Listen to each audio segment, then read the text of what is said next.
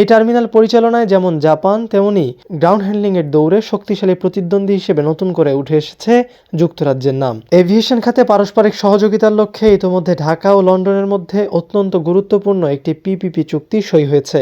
এই চুক্তির পর থেকেই থার্ড টার্মিনালের সেবার দায়িত্ব নিতে জোরেশোরে আলোচনায় উঠে এসেছে যুক্তরাজ্যের মেনজিস এভিয়েশন, সুইসপোর্ট সহ আন্তর্জাতিক খ্যাতিসম্পন্ন প্রতিষ্ঠানগুলোর নাম।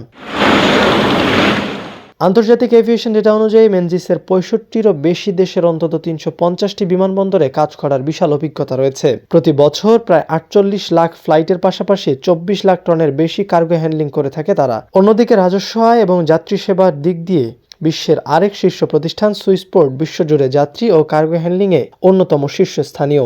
6টি মহাদেশের 45টি দেশের 280টিরও বেশি বিমানবন্দরে তাদের শক্তিশালী নেটওয়ার্ক রয়েছে, যারা প্রতি বছর 23 কোটিরও বেশি যাত্রীকে বিশ্বমানের সেবা দিয়ে থাকে।